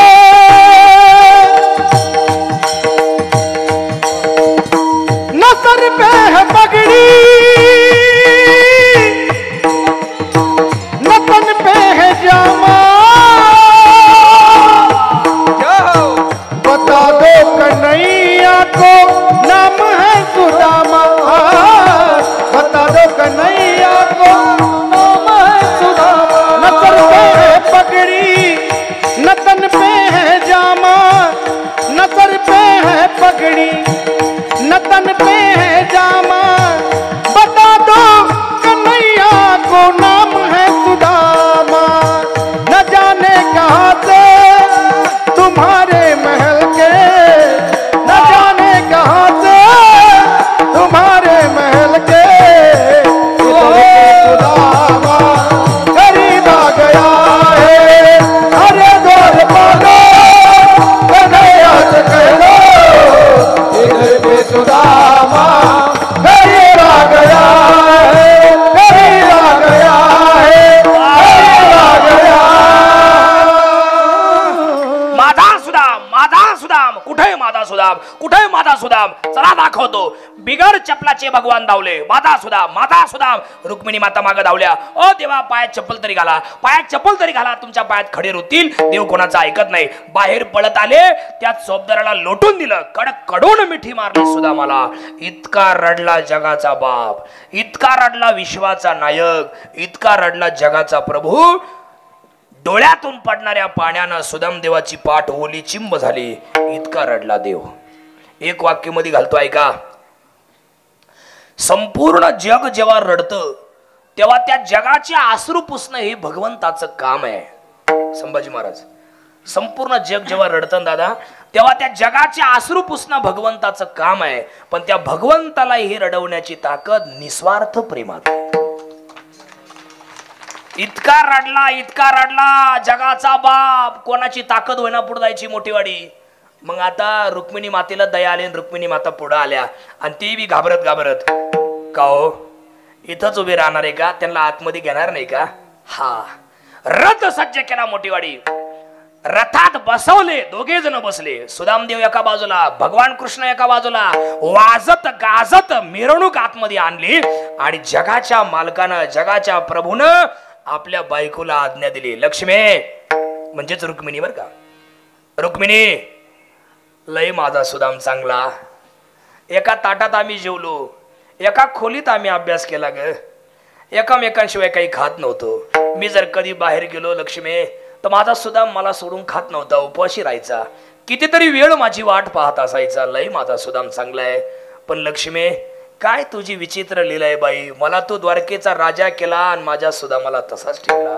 लय दिवसानं माझा सुदाम मला भेटलाय बाई, माझी अशी इच्छा आहे तुझ्या हातानं माझ्या सुदामाला आंघोळ घाल. मग काय आई आले देवाजीच्या मना, ते कोणाचे चाले ना, लागले ना कामाला सगळ्या देवाच्या बायका, अष्टनायिका, कोण पाणी तापवतोय, कोण उठणं लावितय, कोण डोकं चोळतय, कोण. नेमकं रुक्मिणी मातेचा हात सुदाम देवाच्या पाठीला लागला, लागल्या बरोबर जन्माचा शिलभाग निघून गेला. जुने वस्त्र काढले, नवीन वस्त्र घालायला दिले आणि मग गप्पा रंगल्या. कुठं होता इतका दिवस, का नाही आला इतका दिवस, मला तुझी किती आठवण यायची, मला पण लय यायची देवा तुझी आठवण, मग का नाही आला देवा, तू द्वारकेचा राजा झाला, तुझं केवढं वैभव, तू जगाचा प्रभू झाला आणि मी असा भिकारी दरिद्री, आणि तुझ्याकडे हे अवतार घेऊन कसा यायचा, म्हणून मी आलो नाही. अरे सुदामा, मैत्रीमध्ये कोणी लहान मोठं असतं करे दादा, मैत्रीमध्ये आणि युद्धामध्ये सगळं माप असतं ना बाळा, यायचं ना दादा, येत जाईल. आणि मग गप्पा का रे, डोळे पुसतच विचारलं, माझ्या वहिनीनं म्हणजे तुझ्या बायकोनं मला काही दिलं की नाही खायला.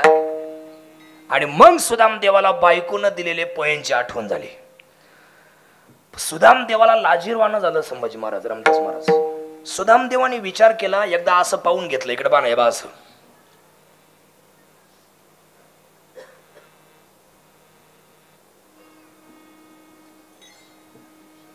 सुदामदेव मनाच्या मनात म्हटले, याची आखी द्वारका सोन्याची,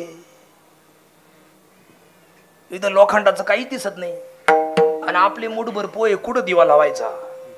आणि म्हणून लाजले, म्हणून माग लपवायला गेले. नाही काहीच नाही आणलं, खरं सांग बर का, मला कळतं. नाही काहीच नाही आणलं. भगवंतानी पाठीमागून हात घातला, सुदामाचा हात ओढला आणि ती मुठीमध्ये काय म्हणून दाखव विचारलं, दाखवी ना सुदामदेव. आणि मग बळजबरी करून ताकद लावून मुठ उघडण्याचा प्रयत्न केला. मुठच उघडाना, उघडेनाच ती मुठ. ताकद लावली, शपथ घातली, माझी शपथ, आपल्या मैत्रीची शपथ आहे. आणि मग मात्र ते उघडलं.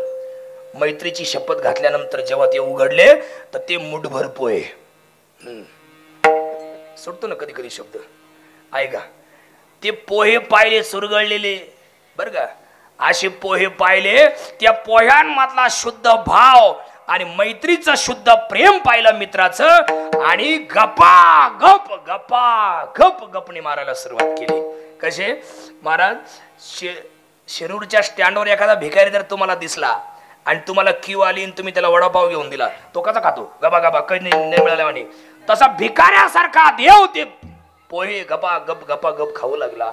आणि मग पुढे ऐका, आता त्या रात्रीची घटना ऐका, किती गोड आहे, लय मस्त आहे, तुम्हाला लय आवडेल. त्या रात्रीला अख्खी द्वारका नगरी शांत झोपी गेली होती. 5 मिनिटाचं राहिलंय आपलं कीर्तन, ताटबसा म्हणलं नाही का. त्या रात्रीला अख्खी द्वारका नगरी शांत झोपली होती, कोणी जाग नव्हतं. रातकडे किर्र किर्र किर्र किर्र करीत होते, चित्त पाखरू जागा नव्हतं. मधूनच एखादा पक्षी चिवचिव चिवचिव करायचा, एखादा कुत्रा मधूनच मोठ्याने विवळायचं. रातकडे पुन्हा किर्र किर्र किर्र किर्र अशी भयान शांतता पसरली होती, कोणीच जागा नव्हतं. आणि अशा काळात फक्त 2 जण जागे होते कृष्णाच्या महालात, एक सुदामदेव आणि एक भगवान कृष्ण. आणि बारीक आवाजात दोघांचं बोलणं चाललं होतं. मी तिथेच होतो, मला माहिती. बारीक आवाजात दोघांचं बोलणं. काय बोलणं चाललं होतं दोघांचं? ऐका, असं बोलणं चाललं होतं दोघांचं बारीक आवाजात. भगवान कृष्णाने प्रश्न विचारला सुदामाला, सुदाम जी देवा, तुला काय आठवतं का रे? म्हणजे आपण गुरुकुलात शिकायला होतो सांदीपणी ऋषींच्या.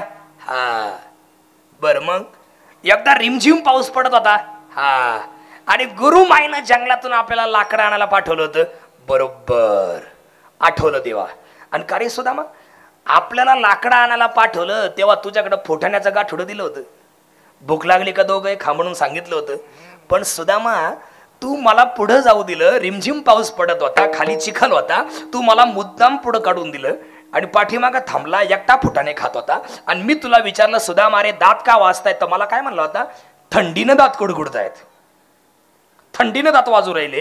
अरे ऐक, तू फुटाणे खातोय हे मला माहिती होतं, हे मला आधीच कळलं होतं, पण मी काही बोललो नाही. ते फुटाणे खाता खाता, ऐक, ते फुटाणे खाता खाता तुझं लक्ष खाली नव्हतं. वरून पाऊस पडत होता, खाली चिखल होता, तुझा पाय एका काट्यावरती पडला, काटा तुझ्या पायात घुसला आणि तू धारकन खाली कोसळला, मोठ्याने किंचळला, कृष्णा धाव, कृष्णा धाव, कृष्णा धाव, मोठ्याने किंचळला. मी पळत माघारी आलो, तुला लहान बाळासारखा उचलून घेतला, तुला माझ्या मांडीवर ठेवला, माझ्या पितांबराने तुझा चिखलाने भरलेला पाय पुसला आणि माझ्या दातानं तुझ्या पायातला काटा उपसून काढला. एवढं माझं तुझ्यावरती प्रेम, आणि तू एकट्याने फुटाने खाली. हा भूतकाळ मोठीवाडी जेव्हा उकरून काढला भगवान कृष्णाने, तेव्हा सुदामदेव ढसा ढसा रडायला लागले, धारा लागले आणि रडत रडत सांगितलं, कृष्णा ऐक ना दादा, अरे तुझ्याशिवाय मी कधी काही खाल्लं नव्हतं रे बाळा, तुझ्याशिवाय मी कधीच खाणार नव्हतो, त्या दिवशी सुद्धा नव्हतो खाणार, पण नाईलाजाने मला एकट्यालाच खायला लागलं. का? ऐक, आणि दादा तूच भिकारी राहणार होता आणि मीच द्वारकेचा राजा होणार होतो, पण तुला द्वारकेचा राजा व्हायला कारणीभूत मी आहे. म्हणजे ऐक, ताट बस, सांगतो तुला. अरे ज्या जंगलात आपण लाकडं आणायला गेलतो का नाही कृष्णा, हा, त्या जंगलाच्या बाहेर एक विधवा ब्राह्मणीन राहत होती. तिचा नवरा 5 वर्षापूर्वी मेला होता. तिला 2 पोरं होते. पोट भरायचं साधन नाही, भीक मागून आणायची पंचकृषीतून परिसरातून आणि पोरांचं पोट भरायची. घाटाघाटा पाणी पाजायची, पोरांना घेऊन कुशीत झोपायची. एक दिवस तिनं केवढी मोठी फुटाणे मागून आणली होती, भलं मोठं गाठोडं फुटाण्याचं. पोरांना फुटाणे खाऊ घातले, काय तिनं खाले. उरलेले फुटाणे गाठोड्यात बांधले, शिंक्याच्या मडक्याजवळ टांगून ठेवले आणि पोरांना कुशीत घेऊन झोपली. मध्यरात्री चोर आले कृष्णा, दरवाजा तोडला. ब्राह्मणीन झोपली होती. एका चोराचं लक्ष वरती गेलं. फुटाण्याचा आकार आणि सोन्याच्या मण्याचा आकार सारखाच असतो. चोरांना वाटलं सोन्याचीच मणी आहे. ते फुटाण्याचं गाठोडं ओढलं आणि पळत निघाले. तेवढ्यात ती गाठोडं ओढल्यामुळे ती मडकं खाली पडलं आणि धाडकन खाली आदळलं. त्या आवाजानं ब्राह्मणीन जागी झाली कृष्णा आणि चोरांच्या माग लागली, मोठ्याने आरडली, लाज वाटली पाहिजे तुम्हाला चोरांनो. अरे नवरा मेलाय माझा, 5 वर्ष झाले, अरे पोट भरायचं साधन नाही, भीक मागून आणते, पोरांचं पोट भरते. अरे फुटाणे भीक मागून आणले होते, माझ्या पोरांचे फुटाणे तुम्ही घेऊन चालले, शाप आहे तुम्हाला माझा. जो कोणी हे फुटाणे खाईल तो आयुष्यभर भिकारी राहील. हे शब्द चोरांनी ऐकले कृष्णा. चोर घाबरले, चोरांनी गाठोडं फेकून दिलं, चोर पळून गेले. मी जागाच होतो, मी अभ्यास करीत होतो, तू माझ्याच मांडीवर डोकं ठेवून झोपला होता. ब्राह्मणीन आरडत होती, घेऊन जा, घेऊन जा, माझ्या पोरांचे फुटाणे घेऊन चालले, शाप आहे तुम्हाला माझा. जो कोणी फुटाणे खाईल तो आयुष्यभर भिकारी राहील. हे शब्द मी माझ्या कानाने ऐकले होते कृष्णा. ते चोराने गाठोडा फेकून दिलं. सकाळी गुरुमाई उठली, झाडता झाडता तिला ते गाठोडं मिळालं. तिनं ते आतमध्ये आणून ठेवलं आणि ज्या दिवशी कृष्णा आपल्याला जंगलात पाठवलं का नाही, तेव्हा तेच गाठोडं माझ्याकडे दिलं होतं आणि मला सांगितलं होतं, भूक लागली का दोघंही खा. पण मला माहिती होतं रे दादा कृष्णा, तुला सुद्धा लई भूक लागली, तुझ्याशिवाय मी काही खात नाही, पण मी तुला मुद्दाम पुढे जाऊन दिलं आणि मी ते फुटाणे खात होतो. का? मला माहिती होतं या फुटाण्यामागं शाप आहे.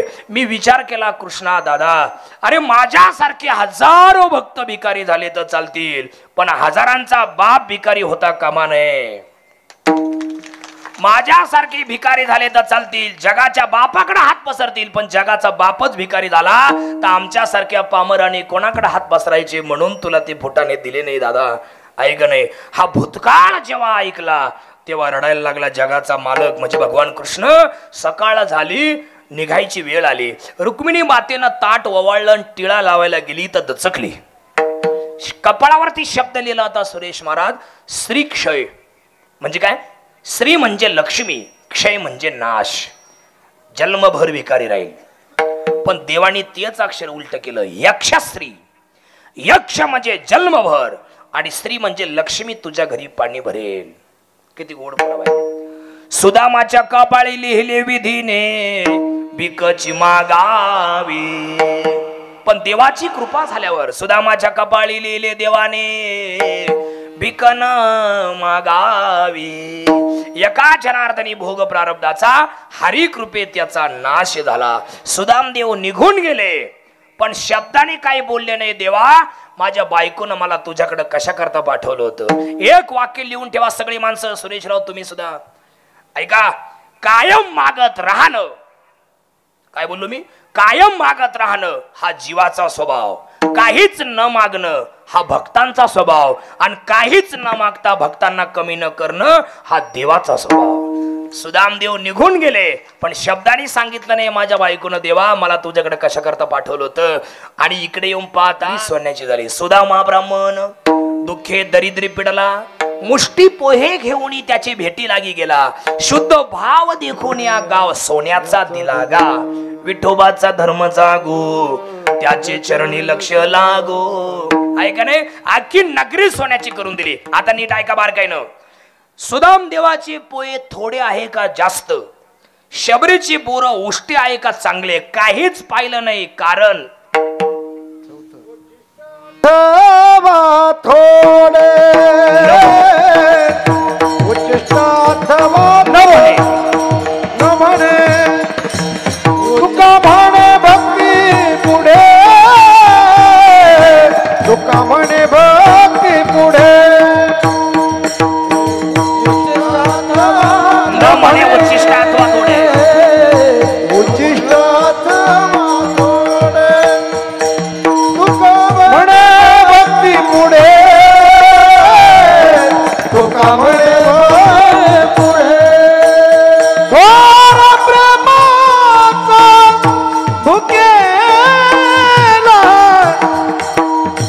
आजची दुष्काळ तयारा. वा वा वा मस्त. घोर प्रेमाचा भुकेला आजची दुष्काळ तयाला. आजची दुष्काळ तयाला. आजची दुष्काळ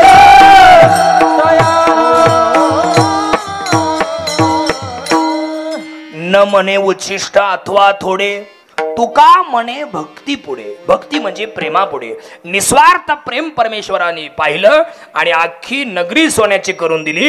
आणि इकडं उष्टे बोरं खाले. याला म्हणायचं प्रेम. देव याच प्रेमाचा भोकेलेला आहे. एकदा मोठ्या प्रेमाने भजन करा. विठोबा रखो माये बार को माये तो बार को माये तो बार को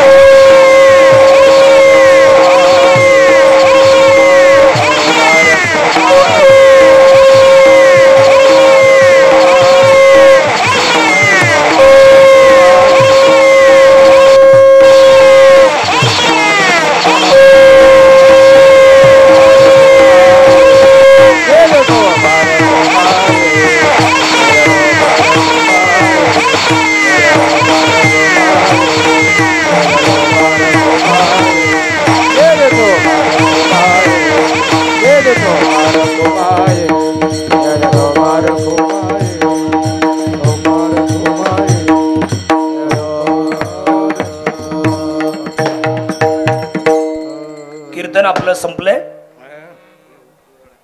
घडवून आलेला आणि घडवून आणलेला हा नामोत्सव मोठ्या उत्साहात काय पडलो. बापरे, मला वाटलं मला न्यायला चाला काय तुकाराम महाराजांच्या नंतर. ऐक नाही वैकुंठ गमन करते काय माझं मोठेवाडीचे. ऐक लय भारी तुमच्या मोठेवाडीचा उत्सव म्हणजे फार सुंदर उत्सव नाही का. बघ बरं विमान गरुड गरुड येतो फडात कारे नाभी नाभी म्हणेत वरे किती गोड आहे बघा. 31 वर्षापूर्वी घडवून आलेला आणि 32व्या वर्षी घडवून आणलेला भव्य दिव्य स्वरूपाचा हा उत्सव आपल्या समस्त मोठीवाडीकरांनी या ठिकाणी संपन्न केलाय. ऐका मायका लक्ष द्या.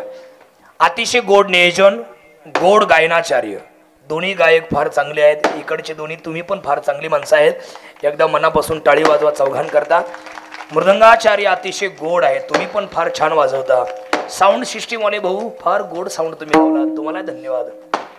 का धनुर्वाद धन्यवाद. सोबदार बाबा, विनिकरी बाबा, बाल गोपाळ सगळे चिमण्या बिमण्या बऱ्याच आल्या कीर्तनाला. फार गोड कीर्तन आपलं संपलंय. एक निवेदन महत्वाचं आहे. किती राहिली फटाके संपले? 50. एक महत्वाचा संदेश मला ठेवायचा आहे. ऐका, झालं माझं कीर्तन संपलंय. एक वाक्य ऐका, एवढं वाक्य ऐका. आपल्या मोठेवाडी गावाला इथून मागे जर कोणी वारलं असेल आणि जर इथून पुढे कोणी वारलं, माझ्याकडे लक्ष ठेवा मी इकडे. आपल्या मोठेवाडी गावाला जर इथून पुढे कोणी वारलं तर त्यांची राख रक्षा नदीत नेऊन टाकायची नाही, गंगेत नेऊन टाकायची नाही. मग आपल्या घरी घेऊन या, आपल्या शेतात घेऊन जा, वावरात 2 खड्डे खांदा, त्या खड्ड्यात ती राख टाका आणि त्यांच्या नावाने 2 झाडं लावा. 1 वर्षभर पाणी घाला, परत पाणी घालू नका. ज्या दिवशी तुम्हाला तुमच्या वडिलांची किंवा आईची आठवण होईल तेव्हा सरळ त्या झाडाखाली जाऊन बसा. गेलेल्या आई वडिलांचं प्रेम आयुष्यभर तुम्हाला मिळत राहील. बरोबर आहे की नाही?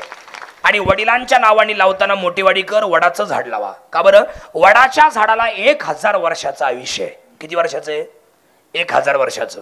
तुमचे वडील या गावातून जरी गेले मोठेवाडीतून तरी पण वडाच्या झाडाच्या रोपांना 1000 वर्षे ते तुमच्या गावात उभे राहतील. आणि जेव्हा कधी उन्हाळा कडक तापेल, टेम्परेचर वाढेल, तेव्हा सगळे लोक त्या झाडाचा आश्रय करतील. त्यावेळेला नक्की लोक म्हणतील, बापरे काय उन्हाळा तापलाय, किती ऊन लागतंय, हे झाड जर आज नसतं तर किती वाईट अवस्था झाली असती. ज्यांच्या कोणाच्या नावाने हे झाड लावलंय ऐकणे त्यांना सद्गती मिळो. म्हणजे आपोआप तुमच्या वडिलांची आठवण त्या वेळेला होत जाईल. म्हणून आई वडिलांच्या नावाने नक्की झाड लावा आणि अतिशय प्रेमाने राहा, अतिशय आदराने राहा. किती चांगलं राहा. हे बघा माझे 2 बोट आहेत. हे 2 बोट म्हणजे 2 शब्द आहेत. याचं नाव जन्म आहे आणि याचं नाव मृत्यू आहे. हे दोनही शब्द गुंतागुंतीचे आहेत, जोड अक्षरांचे आहेत. न ला म जोडला की जन्म तयार होतो, मला आणि तला खाली तोडला की मृत्यू शब्द तयार होतो. जन्म आणि मृत्यू हे दोनही शब्द गुंतागुंतीचे आहेत, जोड अक्षरांचे आहेत. पण दोन्हीच्या मधला शब्द आहे ज ग न. हा शब्द सरळ आहे, त्याला कुठे वेलांटी काना मात्रा रफार उकार बिंदू अनुस्वार टिंब कुठंच काही नाही. तुमचं जीवन किती अडचणीचं, किती संकटाचं, किती दुःखाचं असू द्या, तुमचं जगणं आयुष्यभर सरळ असलं पाहिजे. काय वाटतं तुम्हाला? आणि लय कोणाच्या आरी जायचं नाही बरं का, ध्यानात ठेवा. लय कोणाच्या आरी जायचं नाही, कोणाचं धाकबीक पाळायचं नाही. आपण आपले मालक आहे, कोणी आपला मालक नाही. परमेश्वराला फक्त घाबरत जा, आपल्या कर्मावर विश्वास ठेवा. कर्म असं फिरून परत त्या ठिकाणी येत असतं बरं का. देवाला कधी घाबरायचं नाही, आपल्या कर्माला घाबरत जा. आपण कोणाच्या लेकीबाळींना तर त्रास देत नाही, आपण कोणाच्या लग्न तर मोडीत नाही. तुम्ही शिव्या किंवा ओव्या, शाप किंवा आशीर्वाद, निंदा किंवा स्तुती, चांगलं किंवा वाईट, सुख किंवा दुःख, यापैकी तुम्ही जे काही दुसऱ्याला देत असता ते सगळं परत तुम्हाला मिळत असतं. कर्म असं इथून निघालं ना, असं परत फिरून त्या ठिकाणी येत असतं. म्हणून माणसांनी कर्माला घाबरत चला. आपल्या कर्मावर जर विश्वास असेल आणि परमेश्वरावर जर तुमची भावना असेल तर परमेश्वर तुम्हाला कुठं नेऊन ठेवील त्याचा भरोसाच नाही. म्हणून या गोष्टी प्रत्येकाने सांभाळा. आणि अजून बघा, कोणाला तुम्ही किती जीव लावा. एक वाक्य असं गोड वाचनात आलं माझ्या आई आज, गाढवाला किती जीव लावा बरं का सुरेश महाराज, गाढवाला किती जीव लावा पण एक ना एक दिवस लात मारणे हा त्याचा स्वभाव आहे, तो लात मारतोच. तशी काही काही माणसं आपल्या आयुष्यामध्ये अशी असतात, त्यांना तुम्ही किती सांभाळा, किती जीव लावा, एक ना एक दिवस ते त्यांची लायकी दाखवतातच. का नाही? विंचू परवडला पण हे नाही परवडले. विंचू तरी एकदा ठणका मारतो, एकदाच नांगी मारतो, पण हे लोक पावलो पावली ठिणग्या मारतात, पावलो पावली नांग्या मारतात. माझ्याकडे पत्तिकडे नका पावलो पावली नांग्या मारतात आहे का नाही माग खेचण्याचा प्रयत्न करतात त्याच्यामुळे लई कोणाच्या जवळ जायचं नाही अशा लोकांपासून सावध राहा आयुष्यभर सुखी राहण्याचा प्रयत्न होईल या गोष्टी प्रत्येकाने सांभाळतो जवळ आलाय गुढीपाडवा बरं का हा एक ध्यानात ठेवा आयुष्यभर सर्वांना शुभेच्छा व्यक्त करतो आणि थांबतो गुढीपाडवा जवळ आलाय आता नववर्षाचा हा सण आहे बरं का चैत्र शुद्ध पतिपदेच्या दिवशी गुढी उभारली जाते का नाही उभारली जात चैत्र शुद्ध प्रतिपदेला आहे का नाही नववर्ष सुरू होते त्या दिवशी गुढी उभारली जाते प्रत्येक जण आपल्या अंगणामध्ये साडे रांगोळी घालतात रांगोळ्या वगैरे काढतात आणि आपल्या अंगणामध्ये गुढी उभारतात आहे का नाही शालिवान नावाचा राजा त्यांनी शालिवान शकास सुरुवात केली त्या दिवसापासून चैत्र शुद्ध प्रतिपदेपासून आहे का नाही आणि त्या दिवसापासून गुढीपाडवा हा सण साजरा होतोय हा गुढीपाडवा प्रत्येकाला सुखाचा आनंदाचा समृद्धीचा जाओ कोणाच्या जीवनामध्ये वाईट प्रसंग येऊन रडण्याशिवाय न येऊ घरोघरी आनंदाचे दीप लागो अशी मनापासून प्रार्थना करतो आणि थांबतो ज्ञानेश्वर माऊली ज्ञानराज माऊली तुकाराम जय ज्ञानेश्वर माऊली ज्ञानराज माऊली तुकाराम विठ्ठल जय जय विठ्ठल जय विठ्ठल जय जय विठ्ठल